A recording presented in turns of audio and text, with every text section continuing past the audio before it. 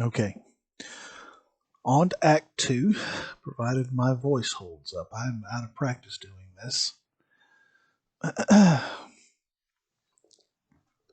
Act 2, Scene 1.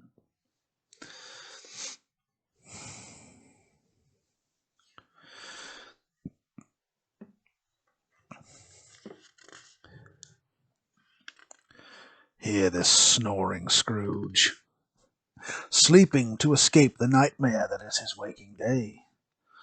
What shall I bring to him now? I'm afraid nothing would astonish old Scrooge now, not after what he's seen. Not a baby boy, not a rhinoceros, not anything in between would astonish Ebenezer Scrooge just now. I can think of nothing. That's it. Nothing. I'll have the clock strike 1, and when he awakes, expecting my second messenger, there will be no one. Nothing. Then I'll have the bell strike 12, and then no one again, and then nothing. Nothing. Nothing will astonish him. I think it will work. One! This is it! Time! Nothing? Nothing?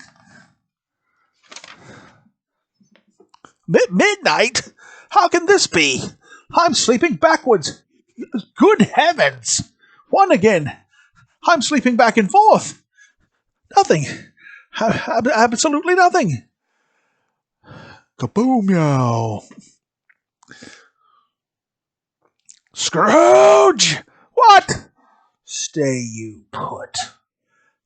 Just checking to see if anyone is in here. Ebenezer Scrooge! Come in! Come in and know me better, man! Hello? How should I call you? I am the ghost of Christmas present. Look upon me. You have never seen the like of me before. Never. You have never walked forth with my younger brothers, my elder brothers, younger members. Shoot, I messed that all up, didn't I? All right, let's try again. That was pretty good. That's the first mistake I've made. You have never walked forth with my younger members.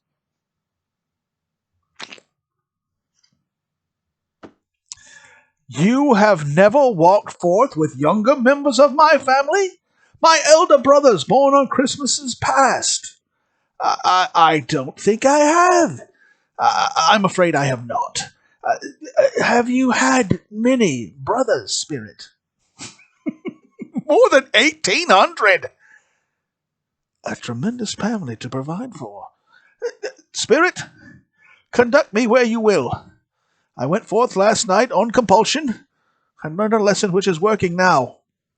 Tonight, if you have aught to teach me, let me profit by it. Touch my robe. My ghostly friend now leads my living partner through the city streets. See them there and hear the music people make when the weather is severe as it is now. These revelers, Mr. Scrooge, carry their own dinners to their jobs, where they will work to bake the meals the rich men and women of this city will eat as their Christmas dinners.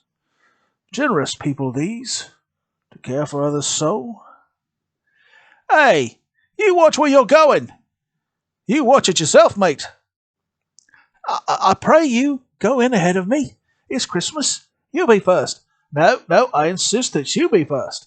All right, I shall be, and gratefully so. The pleasure's equally mine to be able to watch you pass smiling. I would find it a shame to quarrel on Christmas Day, as would I. Merry Christmas then, friend, and a Merry Christmas straight back to you. What is it that you sprinkle from your torch? Kindness. Do you sprinkle your kindness on any particular people or on all people? To any person kindly given, and to the very poor most of all. Why the very poor most? Because the very poor need it most. Touch my heart here, Mr. Scrooge. We have another journey. And they go to Bob Cratchit's house. Scene 3. Oh, excuse me. They go to, it is Bob Cratchit. Yeah. They go to Bob Cratchit's house. Right. What is this place, Spirit? This is the home of your employee, Mr. Scrooge. Don't you know it?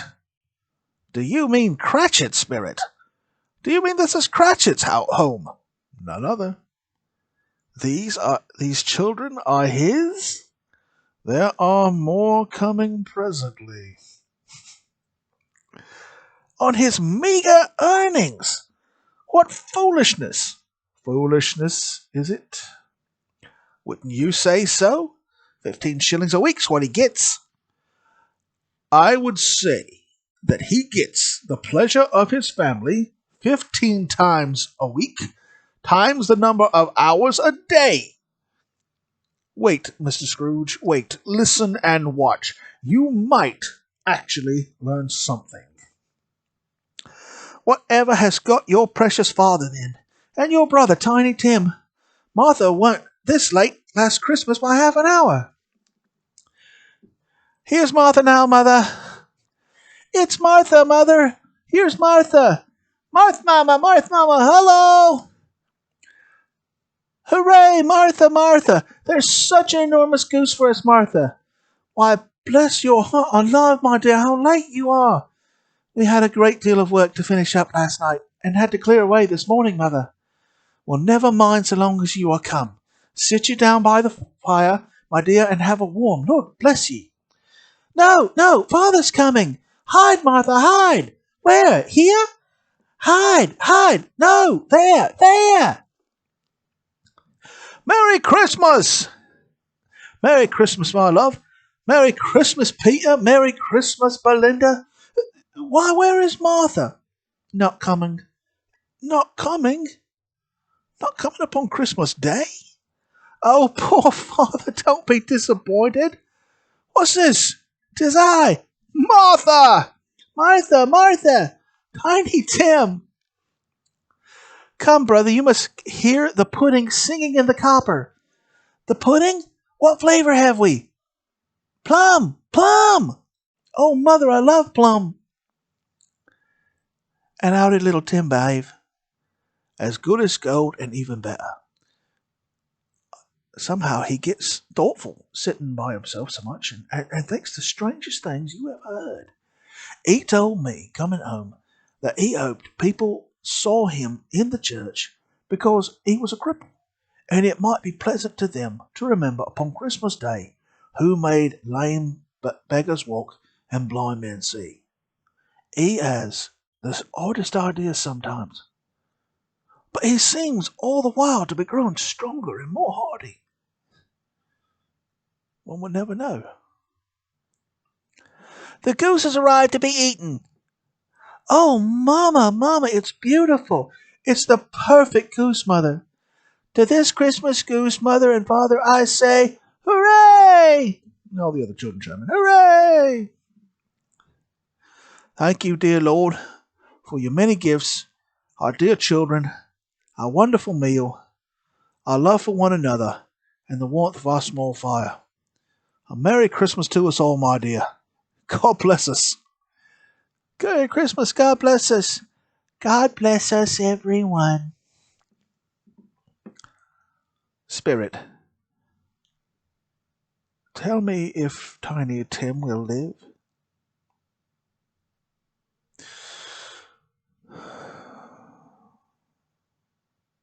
I see a vacant seat in the poor chimney corner, and a crutch without an owner, carefully preserved.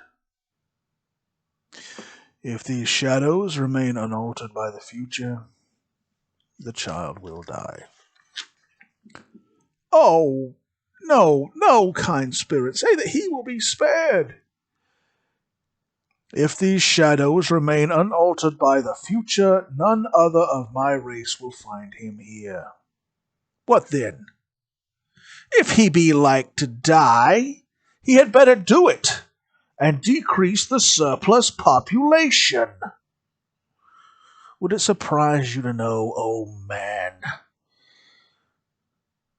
that this poor man's crippled child is worth more in the sight of heaven than you and every man on earth like you? Mr. Scrooge! What? Who's that? Who calls? I'll give you Mr. Scrooge, the founder of the feast. Me, Bob? You toast me? Save your breath, Mr. Scrooge. You can't be seen or heard. A founder of the feast, indeed. I wish I had him here, that miser Scrooge. I give him a piece of my mind to feast upon, and I hope he'd have a good appetite for it. My dear, Christmas Day. It should be Christmas Day, I am sure. On which one drinks the health of such a odious, stingy, unfeeling man as Mr. Scrooge? Oh, spirit, must I? You know he is, Robert. Nobody knows it better than you do, poor fellow.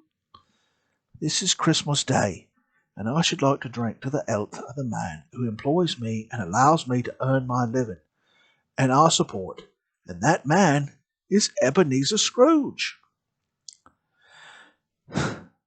I'll drink to his health for your sake and for the day's, but not for his sake. A Merry Christmas and a Happy New Year to you, Mr. Scrooge, wherever you might be this day.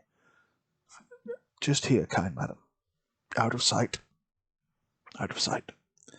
Thank you, my dear. Thank you. Thank you, Bob. And Mrs. Cratchit, too. No one else has toasted me. Not now. Not ever. Of that I am sure. Children, Merry Christmas to Mr. Scrooge.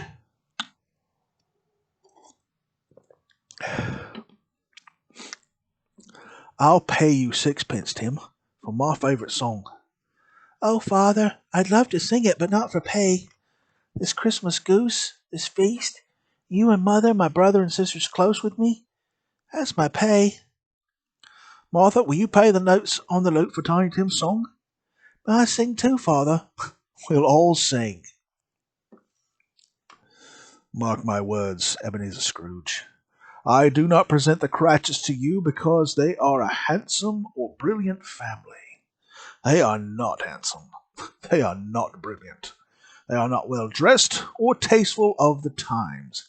Their shoes are not even waterproof by virtue of money or cleverness spent.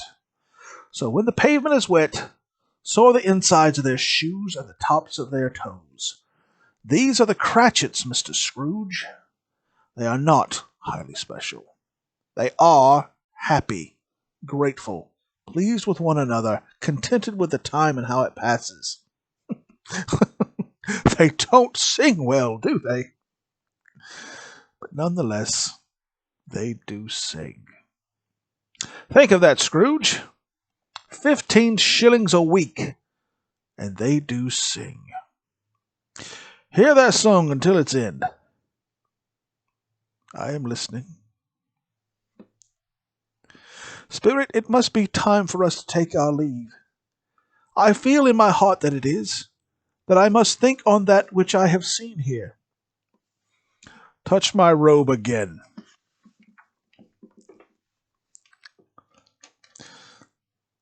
The ghost of Christmas Present, my co-worker in this attempt to turn a miser, flies about now with that very miser from street to street, and he points out party-goers on their way to Christmas parties.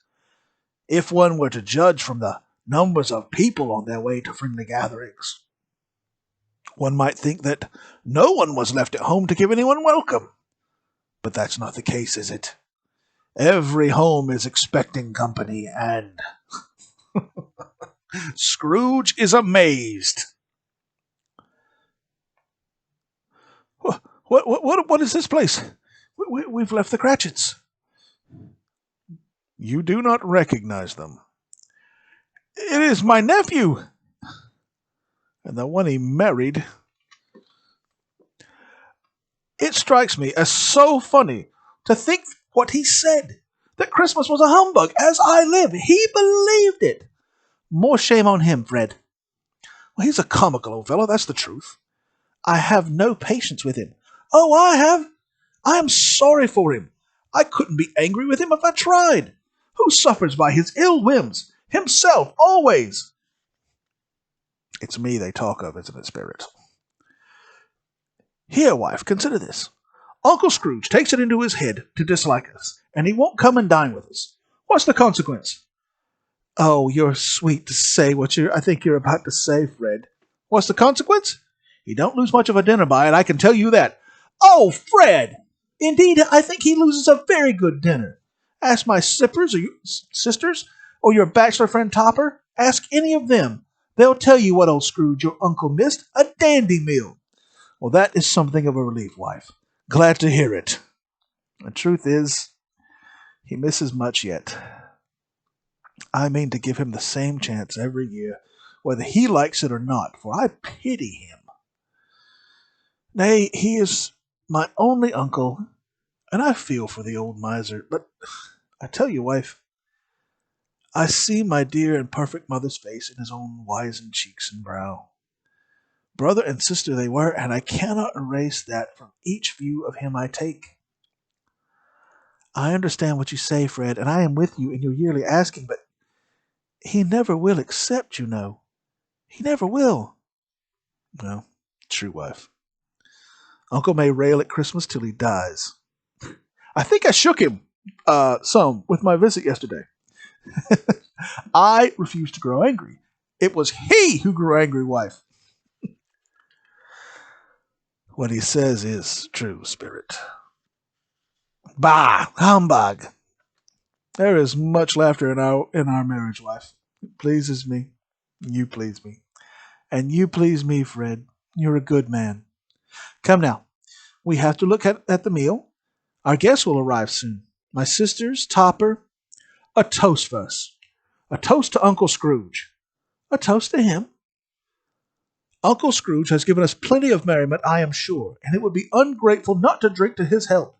And I say, Uncle Scrooge, you're a proper loon, Fred, and I'm a proper wife for you. Uncle Scrooge. Spirit, please, make me visible, make me audible. I want to talk to my nephew and my niece. These shadows are gone to you now, Mr. Scrooge. You may return to them later tonight in your dreams. My time grows short now, Ebenezer Scrooge. Look you on me. Do you see how I've aged? Your hairs have gone gray. Your skin wrinkled. Are spirits' lives so short? My stay upon this globe is very brief. It ends tonight. Tonight at midnight. The time is drawing near. Hear those chimes? In a quarter hour my life will have been spent. Look, Scrooge, man, look you here. Who are they? They are man's children, and they cling to me, appealing from their fathers. The boy is ignorant, the girl is want. Beware them both, and all their degree. But most of all beware this boy, for I see that written on his brow that which is doom, unless the writing be erased. Have they no refuge or resource? Are there no prisons? Are there no workhouses? Spirit, I'm frightened. Don't leave me, Spirit. Prisons, workhouses, prisons, workhouses. All right.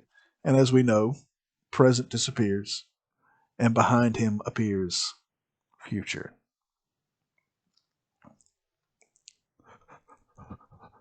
Who are you, Phantom? Oh, yes, I think I know you. You are you not the spirit of Christmas yet to come? And you are about to show me the shadows of things that have not yet happened, but will happen in time before us. Is that not so, Spirit? Oh, ghost of the future, I fear you more than any spectre I have seen. But as I know that your purpose is to do me good, and as I hope to live to be another man from what I was, I am prepared to bear your company.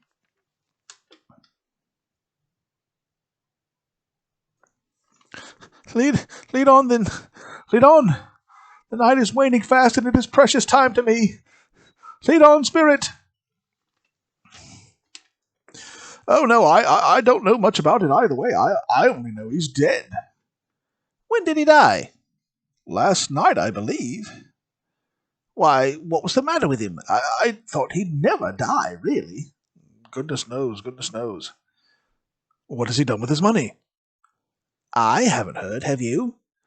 Left it to his company, perhaps. Money to money, you know the expression. He hasn't left it to me, that's all I know. Nor to me. You then, you got his money. Me? Me? His money? No. It's likely to be a cheap funeral, for upon my life I don't know of a living soul who'd care to venture to it. Suppose we make up a party and volunteer. I don't mind going if a lunch is provided, but I must be fed, if I make one. Well, I am the most disinterested among you, for I never wear black gloves and I never eat lunch. But I'll offer to go if anybody else will. When I come to think of it, I'm not at all sure I wasn't his most particular friend, for we used to stop and speak whenever we met. Well, bye-bye. Bye-bye. Bye-bye. Spirit, why do you show me this? Why do you show me businessmen from my street as they take the death of Jacob Marley? That is a thing past. You are future.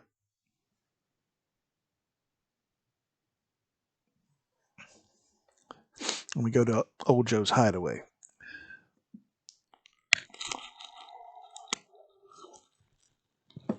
I got to remember to move the mic when I do that. All right, I'm going to finish this. It's like a piece of raw meat, but I'm going to finish this. Look here, old Joe, here's our chance. If we haven't all three met here without meaning to. You couldn't have met in a better place. Come into the parlour. You were made free of it long ago, you know, and the other two ain't strangers. We're all suitable to our calling. We're all well matched. Come into the parlour. Come into the parlour. Let me just rake this fire over a bit. What's the odds in? What odds, Mrs. Dilber? Every person has a right to take care of themselves. He always did. That's true indeed, no man more so. Why then, don't stand staring as if you was afraid, woman. Who's the wiser? We're not going to pick holes in each other's coats, I suppose. No, indeed, we should hope not. Very well, then. That's enough. Who's the worse for the loss of a few things like these? Not a dead man, I suppose. No, indeed. If he wanted to keep him after he was dead, the wicked old screw, why wasn't he more natural in his lifetime? If he had been, he'd have had somebody to look after him when he was struck with death. Instead of lying, gasping out his last there alone by himself. It's the truest word that was ever spoke. It's a judgment on him. I wish it were a heavier one, and it should have been, you may depend on it, if I could have laid my hands on anything else. Open that bundle, old Joe. Let me know the value of it. Speak out plain. I'm not afraid to be the first, nor afraid for them to see it. We knew pretty well what we were helping us that we were helping ourselves before we met here, I believe. It's no sin. Open the bundle, Joe. No, my dear. I think that I won't think of letting you being the first to show what you've earned from this. I'll throw in mine. It's not very extensive, see? Seals, a pencil case, sleeve buttons. Nice sleeve buttons, though. Not bad. A brooch there. Not really valuable, I'm afraid. How much, old Joe? A pitiful lot, really. 10 and 6 and not a sixpence more. You're not serious. That's your account, and I wouldn't give another sixpence if I was to be bored for not doing it. Who's next? Me! Sheets, towels, silver spoons, silver sugar tongs, some boots. I always give too much to the ladies. It's a weakness of mine, and it's the way I ruin myself. Is your total coming up? £2.10. If you asked me for another penny and made it an open question, I'd repent for being so liberal and knock off half a crown. And now do my bundle, Joe. So many knots, madam. What do you call this? Bed curtains? Yes, bed curtains. You don't mean to say you took 'em down, rings and all, with him lying there?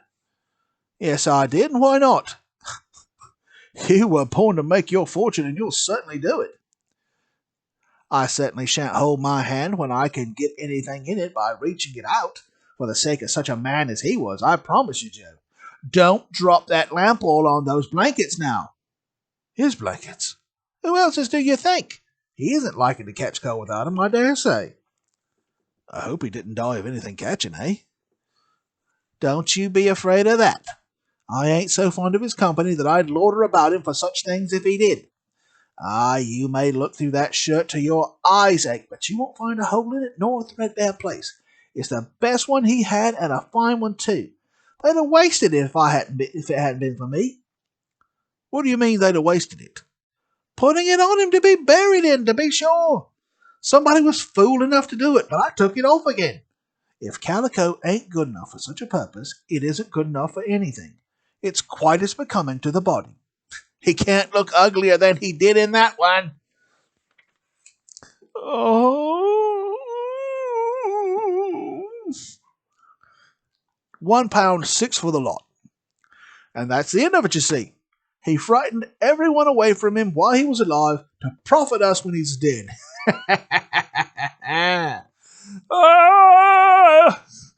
Obscene demons! Why not market the corpse itself and sell its trimmings? Oh, spirit, I see it! I see it! This unhappy man, this stripped-bare corpse, could very well be my own. My life holds parallel. My life ends that way now. The Nile is not just a river in Egypt.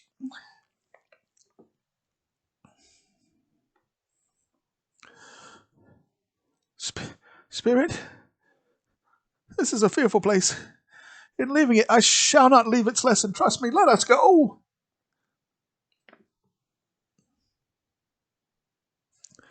Spirit, let me see some tenderness connected with the death of that dark chamber which we just left now. Spirit will be forever present to me. He took a child and set him in the midst of him. Huh? Who spoke? Who was that?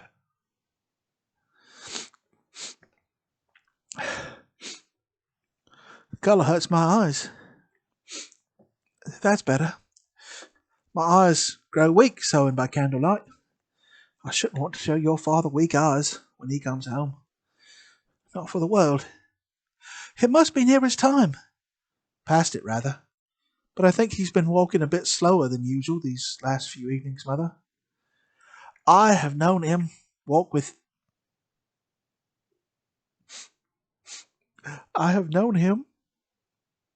Tiny Tim upon his shoulders, and very fast indeed. So have I, Mother, often, and so have I. But he was very light to carry, and his father loved him so, and that it was no trouble at all. And there's your father at the door. Father! Hello, wife. Get my voices mixed up. Hello, wife. Children. How good to see you all.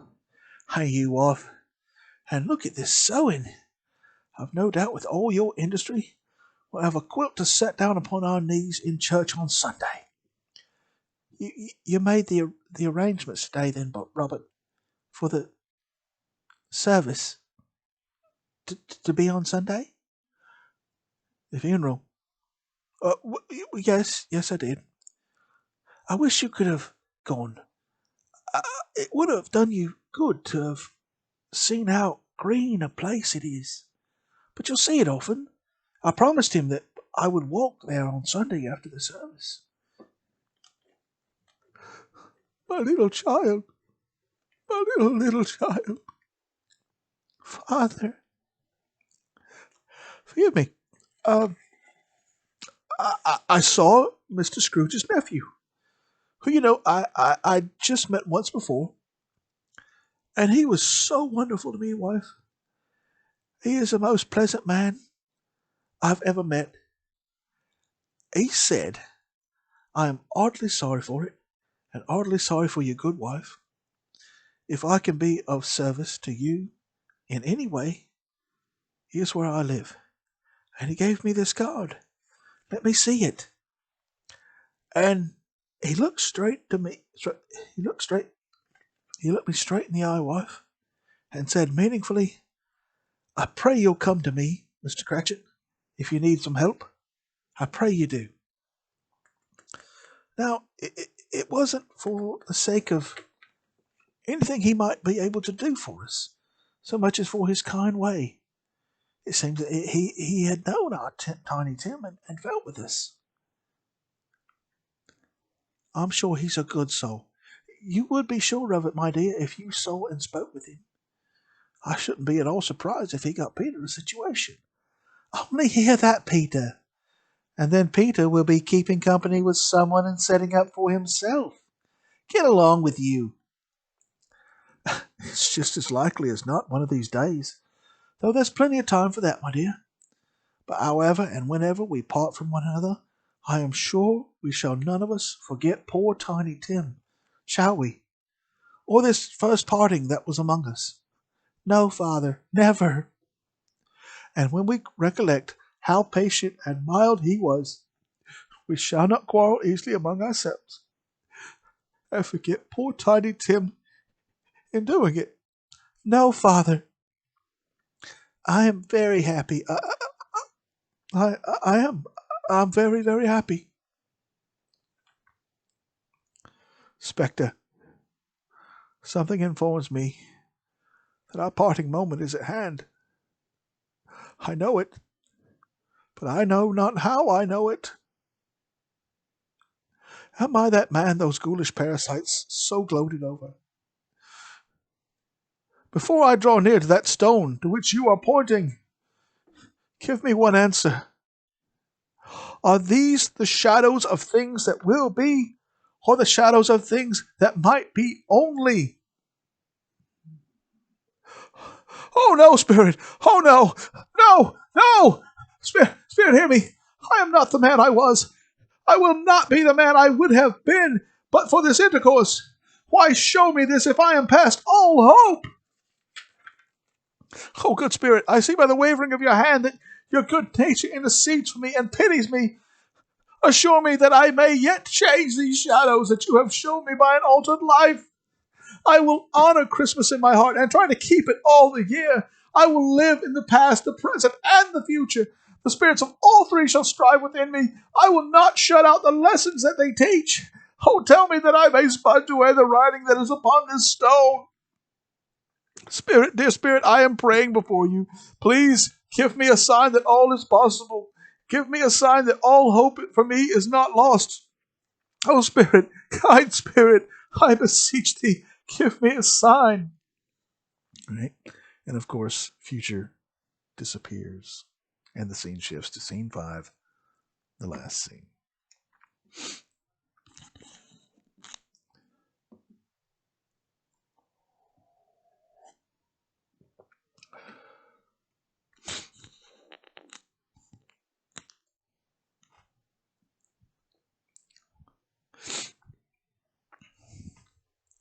The firm of Scrooge and Marley is doubly blessed. 2 misers turned, one alas in death, too late, but the other miser turned in time's penultimate nick. Look you on my friend Ebenezer Scrooge. I will live in the past, in the present, and in the future. The spirits of all three shall strive within me. Yes, Ebenezer, the bedpost is your own, believe it. Yes, Ebenezer, the room is your own, believe it. Oh, Jacob Marley, wherever you are, Jacob, know you that I praise you for this. I praise you, and heaven, and Christmas time. I say it to you on my knees, oh Jacob, on my knees. Not torn down. My bed curtains are not at all torn down. Rings and all, here they are. They are here. I am here. The shadows of things that would have been may now be dispelled. They will be, Jacob. I know they will be. I'm as light as a feather. I'm as happy as an angel. I'm as merry as a schoolboy. Merry Christmas to everybody! Merry Christmas to everybody! and a Happy New Year to all the world. Hello there. Hello. Hello. Oh, I don't know what day of the month it is. I don't care. I don't know anything. I'm quite a baby. I don't care. I don't care, Fig. I'd much rather be a baby. I don't wreck like me and Marley. Sorry, Jacob. Wherever ye may be. Hello! Hello there! Hey, you boy! What's today? What day of the year is it? Today? Why, it's Christmas Day! It's Christ Day, is it? Woohoo! I haven't missed it. I haven't missed it after all. The spirits, they did it all in one night. They can do anything they like, right? Of course they can. Of course they can. Excuse me, sir? Huh? Oh, yes, of course. What's your name, lad? Adam, sir. Adam! What a fine, strong name. Do you know the poulterers? In the next street but one, at the corner. I should certainly hope I know him, sir. A remarkable boy, an intelligent boy. Do you know whether the poulterers have sold the prize turkey that was hanging up there? I don't mean the little prize turkey, Adam. I mean the big one. What, do you mean the one that they've got that's as big as me? I mean the turkey the size of Adam. That's the bird. It's hanging there now, sir. Is it? Go and buy it. No, I'm absolutely in earnest. Go and buy it and tell them to bring it here, so that I may give them the directions to where I want it delivered as a gift. Come back here with the man, Adam, and I'll give you a shilling. Come back here with him in less than 5 minutes, and I'll give you half a crown. Oh, my, sir, don't let my brother in on this. My voice is like a piece of raw meat, and all the different voices, I don't have the capacity anymore. But we're almost there.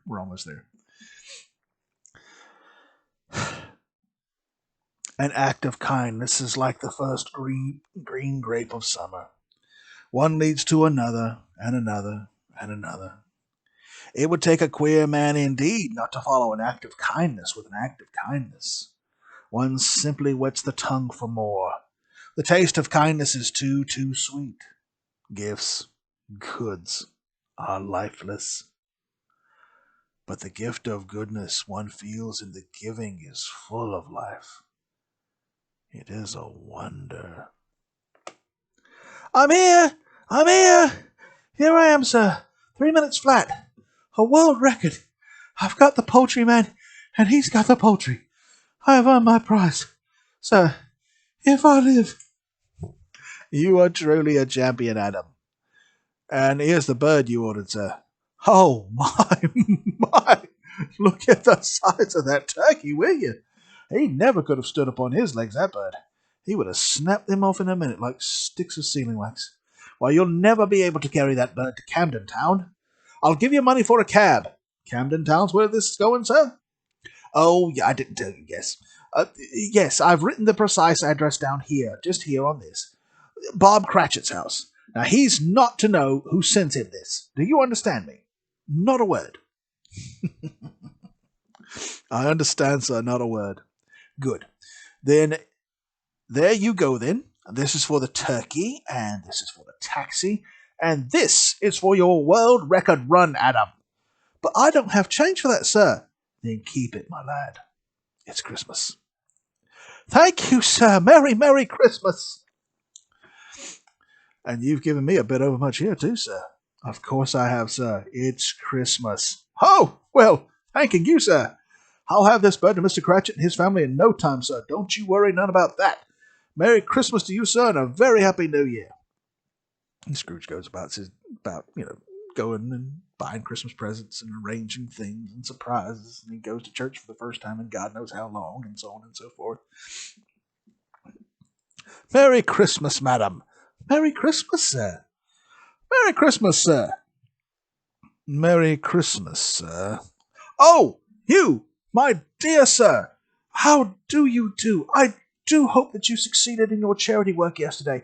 It was very kind of you. A very Merry Christmas to you. Mr. Scrooge? Yes, Scrooge is my name, though I am afraid you may not find it very pleasant. Allow me to ask your pardon, And will you have the goodness to... Lord bless me, Mr. Scrooge, are you serious? If you please. Not a farthing less. A great many back payments are included in it, I assure you. Will you do that for me? My dear sir, I don't know what to say to such munificence. Don't say anything. Please, come and see me. Will you? I will, I absolutely will. Oh, absolutely I will, Mr. Scrooge. I will, it would be my pleasure. Thank you. I am much obliged to you. Thank you 50 times. God bless you. Okay, and he goes to his nephew's house. All right. And he beats the door. Just. Right. Why, bless my soul, who's that? Who's there? What's going on? It's I, your Uncle Scrooge. My dear heart alive! I have come to dinner. May I come in, Fred? May you come in? With such pleasure from me. You may, Uncle. What a treat. What a treat, Uncle Scrooge. Come in, come in. Come in here, everybody, and meet my Uncle Scrooge. He's come for our Christmas party. December 26th, bright and early. Scrooge gets there early, setting up a trap for Cratchit. Maybe I should have done descriptions for this. I don't know. I couldn't think of a way to do all that without making it, 3 hours long. Anyway.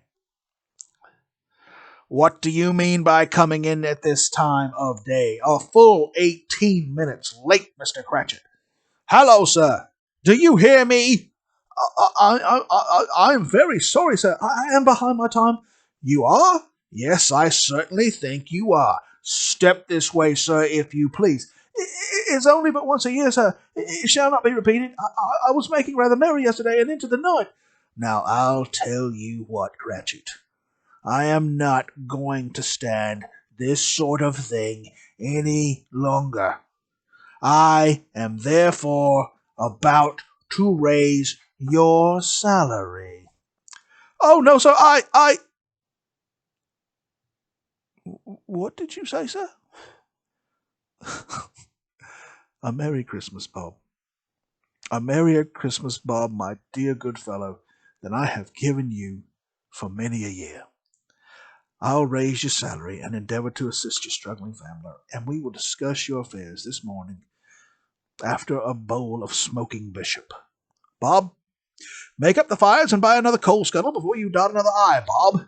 It's too cold in this place. We need warmth and cheer, Bob Cratchit. Do you hear me? Do you hear me? Bob Cratchit stands, smiles at Scrooge. Bob Cratchit faints. Scrooge was better than his word. He did it all and infinitely more.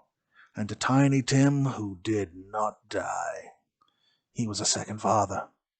He became as good a friend, as good a master, as good a man as the good old city knew, or any other good old city, town, or borough in the good old world. And it was always said of him that he knew how to keep Christmas well, if any man alive possessed the knowledge. May that be truly said of us, and all of us, and so as Tiny Tim observed. God bless us, everyone. All right. Well, thank you guys for sitting with me through that foolishness. It was just something I wanted to do. That's a story I love to read. I love to teach my kids, and I didn't get to do it this year. And so I wanted to share it with somebody. And so I inflicted it upon you guys. So, Merry Christmas and a Happy New Year.